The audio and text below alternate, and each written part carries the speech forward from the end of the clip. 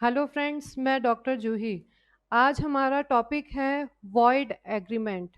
जैसा कि मैंने आपको कॉन्ट्रैक्ट का एक मेन इसेंशियल एलिमेंट्स बताए थे, अब मैं आपको बता रही हूँ कि वॉइड एग्रीमेंट्स कौन कौन से होते हैं। Contract is equal to enforceable by law. इसको मैंने आपको पहले ही डिफाइन कर दिया था। वही कॉन्ट्रैक्ट अग्रीमेंट में बदलते हैं जो कि एनफोर्सेबल बाय लॉ हो। इसी तरह से void agreements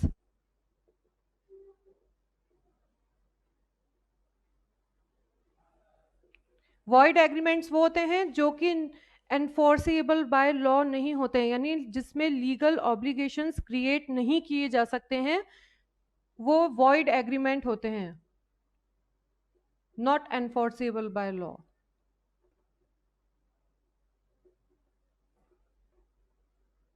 section 2G Indian contract act define करता है वॉइड एग्रीमेंट को।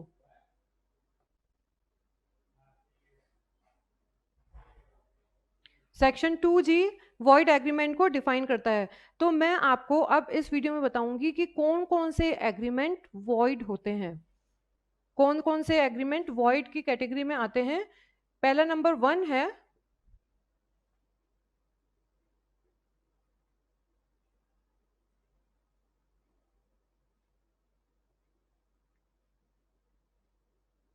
Agreement in restaurant of marriage.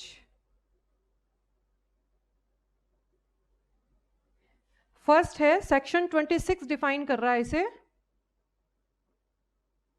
Agreement in restaurant of marriage, यानी मैरिज में रुकावट डालने वाले जितने भी एग्रीमेंट होते हैं वो वॉइड होते हैं। हमारे इंडिया में हम सबको एक राइट है कि हम जैसे एडल्ट होते हैं शादी कर सकते हैं। आप ऐसा एग्रीमेंट किसी के साथ नहीं कर सकते कि जिससे शादी किसी की रोकी जा सके। फॉर एग्जाम्पल, ए है, ये मिसेस बी है, इनसे ये प्रॉमिस कर रहा है कि मैं तुम्हारे अलावा किसी से शादी नहीं करूंगा। Promise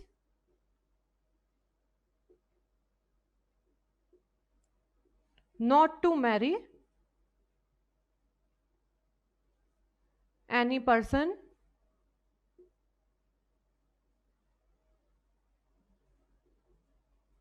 other than B. इसमें ये एग्रीमेंट कर रहा है, ए बी से ये एग्रीमेंट कर रहा है कि मैं तुम्हारे अलावा किसी से शादी नहीं करूंगा, ये प्रॉमिस देता हूं मैं, और अगर मैं शादी कर लेता हूं तो तुम्हें मैं 2000 रुपीज दूंगा। अब बी इस 2000 रुपीज के लिए कोर्ट में नहीं जा सकती है क्योंकि ये एक वॉइड एग्रीमेंट है।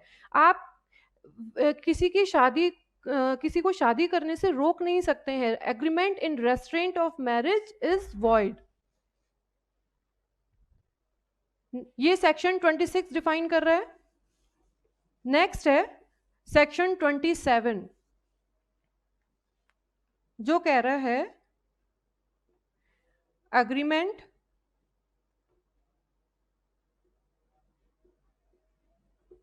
Agreement in restaurant of trade. आप किसी को बिजनेस करने से नहीं रोक सकते हैं, ये हमारा एक लीगल राइट है। हम हमारा लीगल राइट है कि हम किसी भी तरह का इंडिया में रहते हुए किसी भी तरह का बिजनेस कर सकते हैं। अगर आप ऐसा किसी के साथ एग्रीमेंट कर रहे हैं, किसी को बिजनेस रोकने का एग्रीमेंट कर रहे हैं, तो वो एग्रीमेंट भी वॉइड होता है। सेक्शन 27 डिफाइन करता है। फॉर एग्जाम्पल, ए एक पर्सन है और बी एक पर्सन है। ए बी से प्रॉमिस कर रहा है, दोनों एक ही मार्केट में बिजनेस कर रहे हैं, दोनों का कपड़ों का बिजनेस है। अब होता क्या है कि दोनों कंपटीशन में आ जाते हैं। इससे होता क्या है कि ए को लॉस हो रहा है, बी का बिजनेस अच्छा चल रहा है, उससे ए को लॉस हो रहा है। तो ए बी से एग्रीमेंट कर रहा है,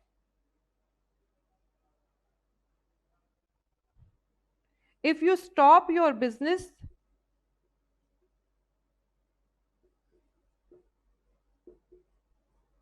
in this market, I will pay you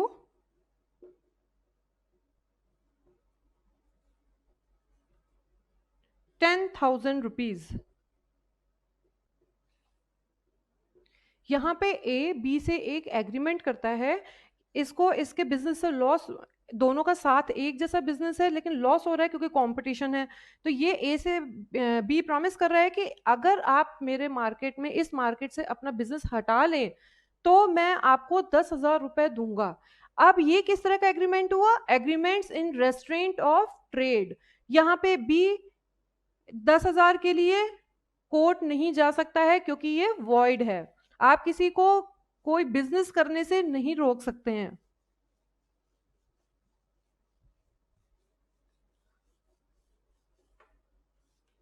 next है section 28, agreement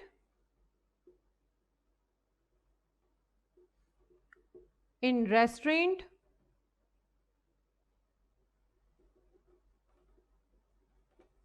of legal proceedings.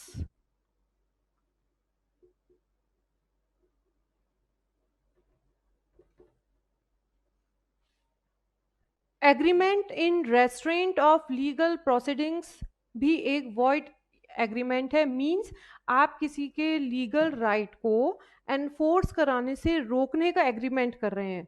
Means example देती हूँ, जैसे हमारे लीगल राइट्स है कि हम किसी बात, अगर हमारे साथ कुछ अनफेयर हो रहा है तो हम कोर्ट जा सकते हैं। अगर आप सामने वाला आपसे ये एग्रीमेंट कर रहा है कि आपके साथ कुछ भी अनफेयर होता है आप कोर्ट नहीं जाएं, अगर आप कोर्ट नहीं जाते हैं तो मैं आपको इतने पैसे दूंगा, इतना पे करूंगा, तो ये क्या हुआ? Agreement in restaurant of legal proceedings. आपका ये राइट है, लीगल राइट है कि आप कोर्ट जाइए अगर आपके साथ कुछ गलत हो रहा है। फॉर एग्जाम्पल, ए है, बी की कंपनी में जॉब कर रहा है, जॉब के लिए अपॉइंट होता है, और क्या इनके बीच में एग्रीमेंट हो रहा है? नॉट टू स्यू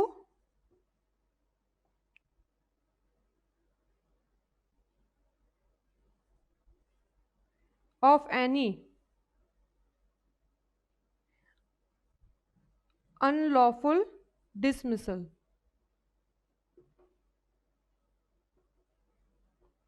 यहाँ पे ए एक पर्सन है, बी एक कंपनी है।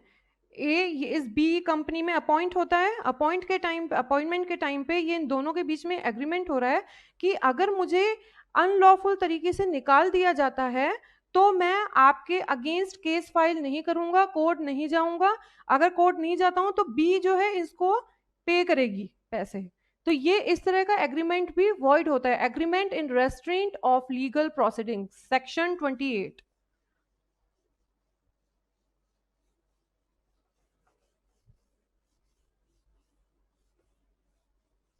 अब है सेक्शन 29,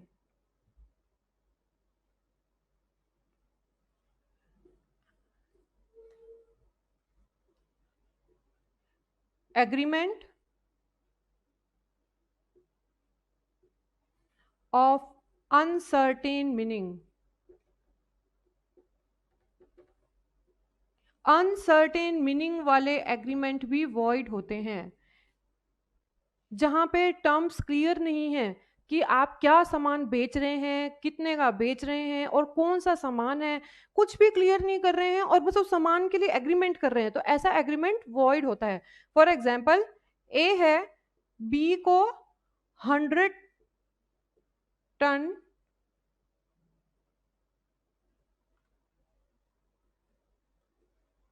ऑयल बेचने का एग्रीमेंट कर रहा है। अब यहाँ पे कुछ भी डिफाइन नहीं किया है कि ऑयल कौन सा ऑयल है, कब वो उसे देगा, उसका प्राइस क्या है, कितने में वो बेचना चाह रहा है, कुछ भी इन्होंने डिफाइन नहीं किया है। तो ये agreement of uncertain meaning is void.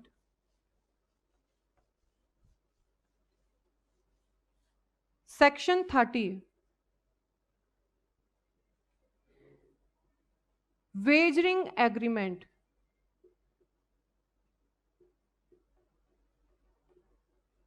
यानी बाजी का करार।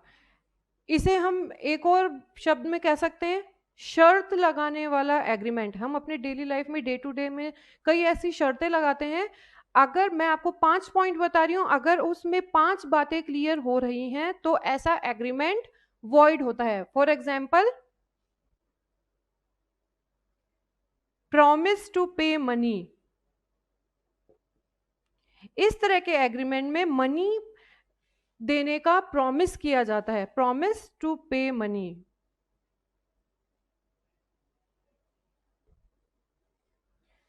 और जिस बात के लिए एग्रीमेंट हो रहा है वो अनसर्टेन होता है, अनसर्टेन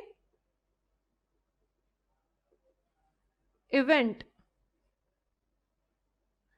जिस बात के लिए किया जा रहा है एग्रीमेंट वो अनसर्टेन है, हो भी सकता है और नहीं भी हो सकता है। इसे मैं आपको एग्जाम्पल में अभी बताऊंगी।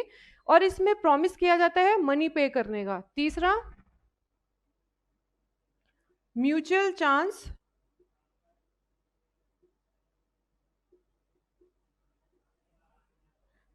म्यूचुअल चांस ऑफ बेनिफिट और loss.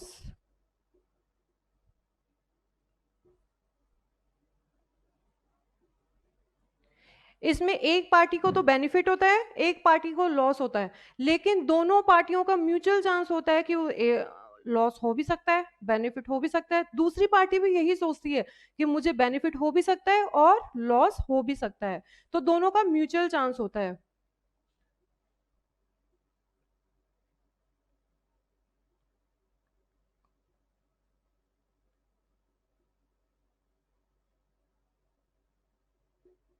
Parties should not have control.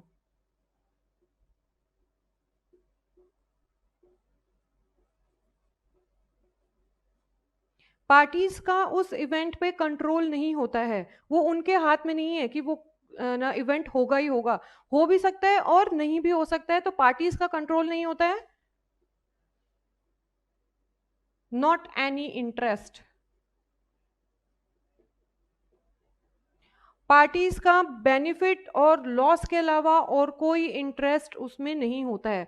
अगर ये पांचों बातें उस एग्रीमेंट में हैं तो वो होता है वेजरिंग एग्रीमेंट, और ऐसा एग्रीमेंट वॉइड होता है। प्रॉमिस टू पे, इसमें जो पार्टीज होती है मनी या मनी वर्थ पे करने का प्रॉमिस करती हैं, और एक को बेनिफिट होता है और एक को लॉस होता है। जैसे मैं एग्जांपल देती हूँ कि इलेक्शन आ रहे हैं मान लो, और ए और बी आपस में शर्त लगा रहे हैं। ये कहता है कि बीजेपी जीतेगी और बी कहता है कि कांग्रेस जीतेगी। अब दोनों आपस में एग्रीमेंट कर रहे हैं कि अगर बीजेपी जीतती है तो बी इसे पे करेगा, और अगर कांग्रेस जीतती है तो ए इसे पे करेगा। तो यानी अनसर्टेन इवेंट है कि हो भी सकता है और नहीं भी हो सकता, और एक को बेनिफिट होगा और एक को लॉस होगा। तो ये होता है शर्त लगाने वाला एग्रीमेंट, यानी wagering agreement.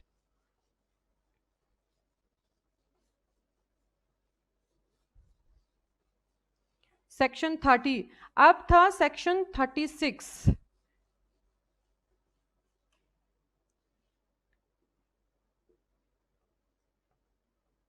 Section 36, agreement, contingent on N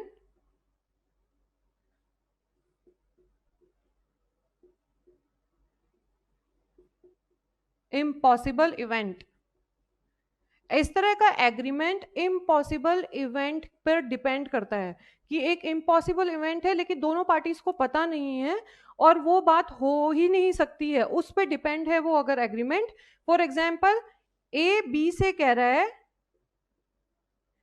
A है इसका फ्रेंड बी है, ये कह रहा है कि सी से अगर मैं शादी कर लेता हूं तो मैं तुम्हें 500 रुपए दूंगा। अब दोनों पार्टीज को ये नहीं पता है कि एग्रीमेंट से पहले ही सी की डेथ हो चुकी है, यानी एग्रीमेंट बाद में हुआ है, डेथ पहले हो चुकी, तो ये इम्पॉसिबल इवेंट है। तो agreement contingent on an impossible event is void. Section 36।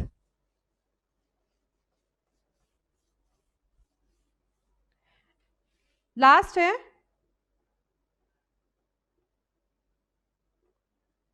Agreement to do impossible act. अगर आप कोई इम्पॉसिबल एक्ट करने का एग्रीमेंट कर रहे हैं जो कर ही नहीं सकते हैं, तो ऐसा एग्रीमेंट भी वॉइड होता है। फॉर एग्जाम्पल, ए बी से एग्रीमेंट कर रहा है कि मैं जादू से जमीन में हुए पड़े हुए खजाने को बाहर निकाल सकता हूं, तो ये इस तरह का एग्रीमेंट क्या हुआ? Impossible act. तो इस तरह का एग्रीमेंट वॉइड होता है।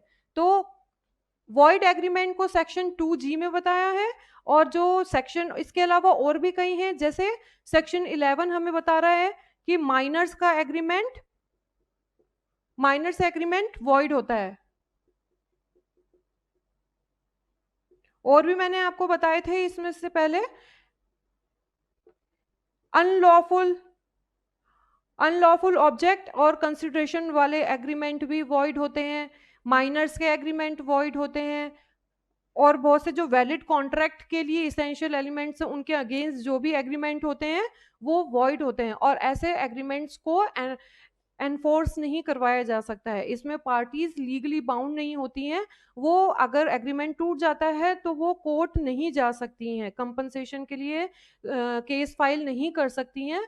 तो इसी के साथ मेरा ये टॉपिक यहीं ख़त्म होता है। मैं नेक्स्ट टॉपिक में नेक्स्ट वीडियो के साथ आऊँगी। Thank you.